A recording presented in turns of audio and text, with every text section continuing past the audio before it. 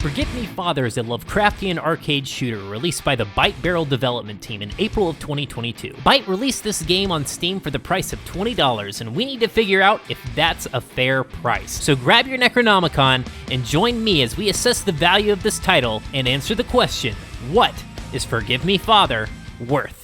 Forgive Me Father is one of the best single-player games to release this year. The game takes place in the eldritch world of H.P. Lovecraft, and your primary goal is to find keys, open doors, and rain down bullets the way middle-aged divorcees rain down singles at the local gentleman's club. Barrel put a lot of love into crafting the gunplay of this game. I played on mouse and keyboard, and every time that I clicked the left mouse button, the synaptic sensation of my shotgun melting some poor squidlet in training let my brain's happy brain chemical center squirt delicious dopamine into my body. The gunplay is tactile, largely in part to the reticle and camera work. When you're firing your shotgun, your reticle will kick ever so slightly, enough to feel real, but not so much that you feel like you need neck surgery from the whiplash. But the best part is that every gun feels this way, and you have so many weapons to choose from. I was receiving new weapons all the way up until the end of the game, which added variety and encounter approach. You have knives, pistols, shotguns, submachine guns, harpoon guns, plasma guns, and we can't forget the Cthulhu Cannon 5000.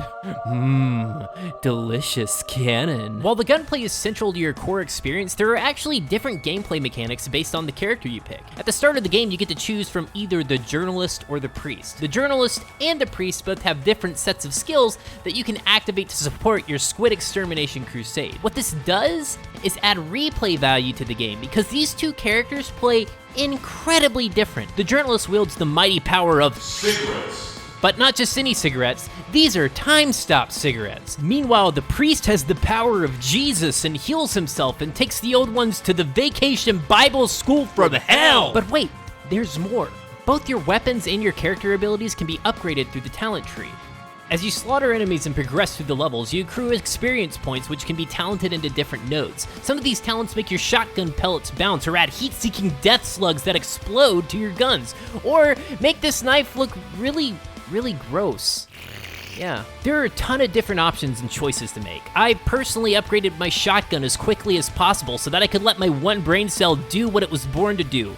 Press left mouse button, receive dopamine. I don't want to spoil too much, but I need to tip my hat to the boss encounters. They could have easily made these fights some variant of shoot a health sponge, but the bosses are actually really well crafted and require strategy and thought. I was a huge fan of their design, and I think they accentuate the amazing gameplay in this game. So, I've established that my core requirements for a good game has been met, that being that the game is just fun to play. Now, let me tell you about all the other tertiary elements that this game does really well. First off, the soundtrack. The soundtrack is Adrenaline the Musical. If it came to Vegas, it would be Adrenaline on Ice, with a quad pedal drum kit rising from center ice into the sky, shooting fire out of its hi-hats. It's sick.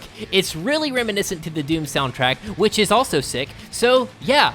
It's just amazing. Each level will eventually have a horde rush section where you are just supposed to go ham on some enemies. And when that starts, the music kicks in with that heavy drum and guitar. It becomes the fuel to your death engine. Then we have just the overall art direction. This game is drawn to look like a comic book. The artwork actually is really reminiscent to the artwork in Spawn, which is a good thing because I love Spawn. Not only does the artwork look good, but Barrel illustrates your character's descent into madness through a gameplay mechanic. As you kill more things, you'll build up this madness meter, which gives you a damage and defense buff. The game lets you know that you are reaching this maddened state by turning your screen black and white, except for blood, which remains violently red. Pair this with the sick soundtrack and the awesome gameplay mechanics, and you just have no other choice other than to cut loose and have fun. So yeah, this game is great. Each playthrough is somewhere between 4 to 6 hours, and all of them are enjoyable. I really only have 2 critiques. My first nitpick is that you cannot respec your talents in any way. This means that you really need to think about how you're going to spend your points so that you don't accidentally end up shooting yourself in the foot by not making a cohesive build. There are points in the game that are a bit of a damage check,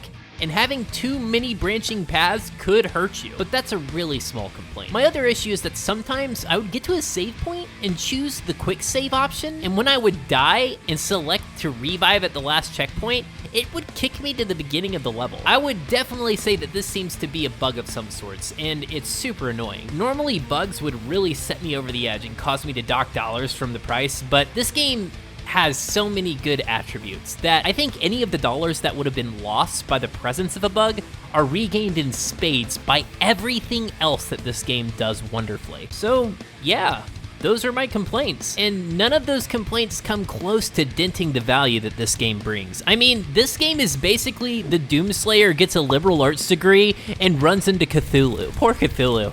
He didn't even stand a chance against regular Unga Bunga Doomslayer. He definitely doesn't stand a chance against Unga Bunga Doomslayer with a 200-page graduate dissertation. This is a game that is made with excellent fundamentals. It's just intensely satisfying to play. The gunplay is fantastic, the setting is cool, the art is gorgeous, and the music is sick. This is without a doubt in my top 5 games of 2022, and it should absolutely be in your library. And I know it isn't, because there's only like 800 of you guys who have a review of this thing on Steam.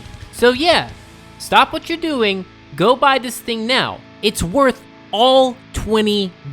If you've enjoyed the gameplay analysis, then drop a like and subscribe, and I'll see you guys in the next one.